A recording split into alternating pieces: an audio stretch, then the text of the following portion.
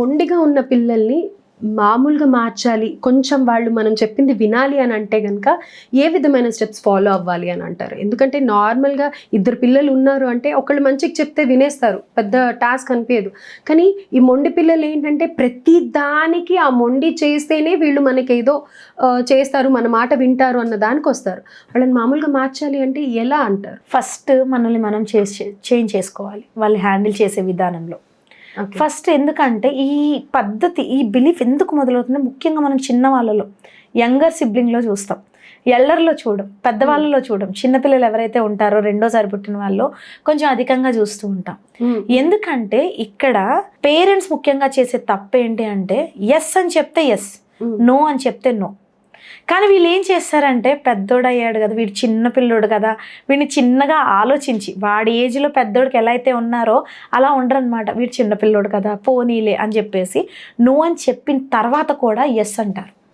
For example ఒక toy అడిగాడు, వాడు వెళ్ళి నాకు అది కావాలి అన్నాడు, నో ఇప్పించను. ఏం చేసినా నో అంతే, ఇప్పించకూడదు. వాడు ఆ టాయ్ స్టోర్ నుంచి బయటకు వచ్చాక కూడా అది ఇప్పించకూడదు అంతే. అంటే ఇది ఎలా అంటే నస అంటారు కదా, పిల్లలు చాలా నస పెడుతూ ఉంటారు అని. సో అట్లా అది మొండి గురించి మనం తీసుకుంటే రకరకాల మొండితనాలు ఉన్నాయి. అయితే ఒక పట్టానికి వదలరు, ఇంక ఇదే డిస్టర్బ్ చేస్తూ ఉంటారు, డే అంతా పాడైపోతుంది అని అనుకొని సరే అని చెప్తారు. కానీ ఆ మొండితనం ఇంకా ఎక్కువ అవుతుందని భయపడుతూ ఉంటారు కదా. ఇప్పుడు మీరు ఎప్పుడైతే సరే అని చెప్పారో అక్కడ వాడికి ఏం నేర్పిస్తున్నారు? నేను గోల్ చేస్తే, నేను ఏడిస్తే, నేను అరిస్తే పని జరుగుతుంది. అదే ఫస్ట్ టైమే మీరు నో చెప్పినప్పుడు నువ్వేం చేసినా దొరకదు అనేది వాడికి మైండ్లోకి వెళ్ళిందంటే మళ్ళీ వాడు అలా బిహేవ్ చేస్తాడా?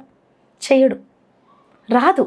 నువ్వు రెండోసారి అదే చేస్తావు, మూడోసారి అదే చేస్తావు, ఆటోమేటిక్గా వాడు ఫిక్స్ అయిపోతాడు. అమ్మ నో అందే అంటే నో అంతే, ఇప్పించదు, నేను ఫిక్స్ అయిపోవాలి ఏం చేసినా కింద పడ్డోళ్ళన.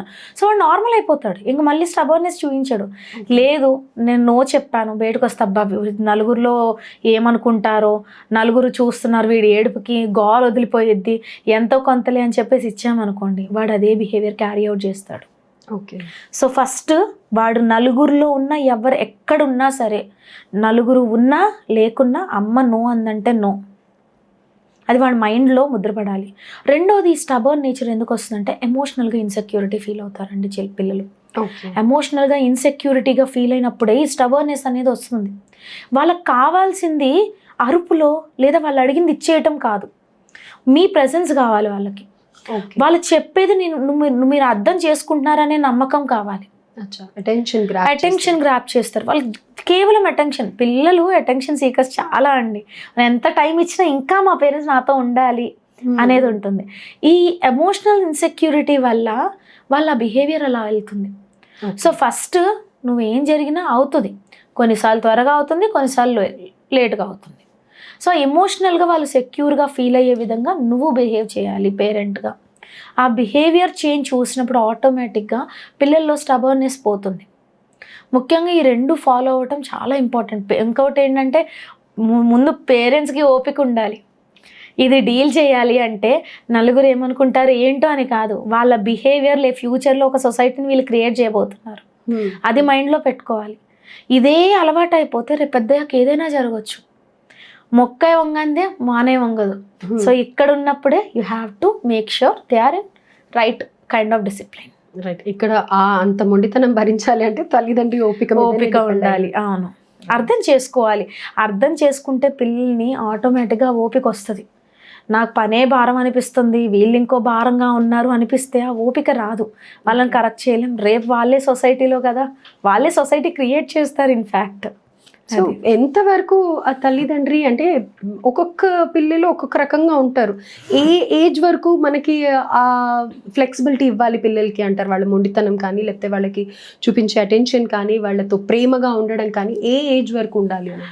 ఒకటి ఫస్ట్ 0 to 5 years మనకి చాణక్య గారు చెప్తారు. దాంట్లో మొదటి 5 ఏళ్ళు చాలా కేర్ఫుల్గా ఉండాలి. వాళ్ళకి ఎమోషన్స్ అంటే తెలీదు, రైట్ డైరెక్షన్స్ కూడా ఉండవు. ఫర్ ఎగ్జాంపుల్ ఇప్పుడు నేను ఇలా అదిగోండి అది తీసుకురండి అని చెప్పాను అనుకోండి, మీరు ఐని కాంటాక్ట్ చూస్తారు, నా చేయి కాంటాక్ట్ చూసి ఆ వస్తువు అని చెప్తారు. నేను ఇప్పుడు అదే విషయం ఒక 5 ఏళ్ళ లోపు ఉన్న పిల్లోడికి అది తీసుకురా అంటే ఏది మమ్మీ, ఏది తీసుకురావాలి? డైరెక్షన్స్ ఫాలో అయ్యేంత కెపాసిటీ వాళ్ళకు ఉండదు.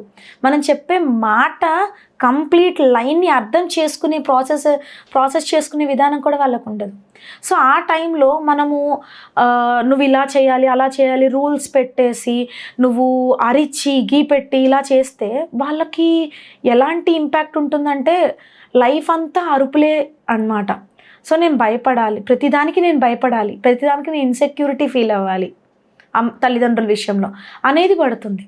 సో వాళ్ళు ప్రేమగా పెంచాలి. ఇప్పుడు ఎంత డెలికేట్గా ఉంటుందో వాళ్ళ మైండ్, ప్రతిదీ చూస్తారు, ప్రతిదీ కూడా మనం ఏం చేస్తే అదే రిపీట్ చేస్తారు.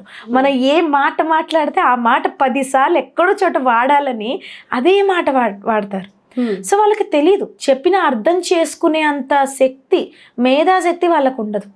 సో కాబట్టి 5 ఏళ్ల వరకు కూడా కొన్ని విషయాలు భయపెట్టాలి. ఫర్ ఎగ్జాంపుల్ ఏదన్నా తొక్కబోతున్నారు, ఏదన్నా రాంగ్ చేస్తున్నారు, అలాంటి టైంలో వాళ్ళని చిన్నపాటి కరెక్షన్ కోసం అరుస్తాం. బట్ మరీ విపరీతంగా కొట్టేసి వాళ్ళని ఇది చేసేంత తప్పైతే వాళ్ళు చెయ్యరు. సో మనల్ని ఫాలో అవుతారు కాబట్టి మనం ఏం చేస్తున్నామో చెక్ చేసుకుంటూ కొంచెం ఒక మాదిరిగా వెళ్తే ఫస్ట్ 5 years వరకు ఎలాంటి ఇబ్బంది ఉండదు. కానీ 6th year నుంచి మళ్ళీ వాళ్ళకు టీనేజ్ వచ్చేంత వరకు కూడా డిసిప్లిన్ చాలా ఇంపార్టెంట్. ఓకే, ఇక్కడ ఏమనుకుంటారంటే చాలామంది ఇప్పుడు జెంటిల్ పేరెంటింగ్ అని చెప్పేసి అంటున్నారు. జెంటిల్ పేరెంటింగ్ అవసరమే, కానీ అందరి కిడ్స్కి కాదు. కొన్నిసార్లు దెబ్బ పడాలి, ఓకే, పడాల్సిందే.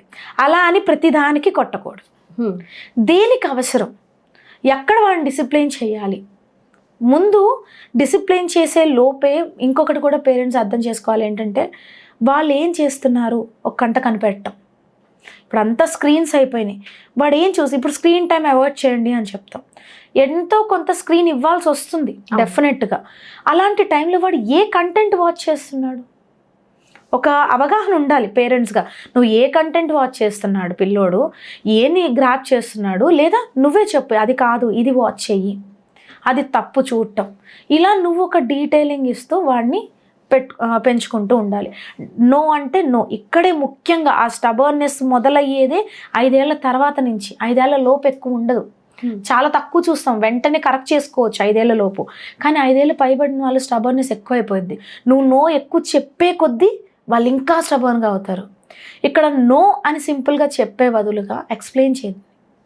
అసలు ఎందుకు నో చెప్తున్నారు, అది ఎందుకు చేయకూడదు, అంతే కదా. ఇప్పుడు పూర్తిగా వివరణ ఉందనుకోండి, పూర్తిగా పిల్లల్ని అర్థం చేసుకున్నాం అనుకోండి, వాళ్ళకి అర్థమయ్యే విధంగా చెప్పామనుకోండి, ఓహో ఎందుకు చెప్తుందా అమ్మ నో, ఎందుకు చెప్తున్నాడా నాన్న వద్దు అని అర్థం చేసుకుని ఉంటారు. అలా కాకుండా పిల్లల్ని ఇంకొక వాడు తెలియకుండా వాడు చెప్పకుండా నేర్చుకున్నాడు, నీకేమైంది, నువ్వు వాడికంటే పెద్దవాడివి, దానికంటే పెద్దదానివి, ఇలా కంపేర్ చేస్తూనో వాళ్ళు చేయగలేదు నువ్వు చేయలేవా అని చెప్పడం వల్లనో ఇలాంటి వల్ల డిస్టర్బెన్సెస్ అనేవి క్రియేట్ అవుతాయి. అండ్ పోస్ట్ టీనేజ్, ఇంకా టీనేజ్ స్టార్ట్ అయింది అంటే then you have to become a friend, not a best friend, just friend.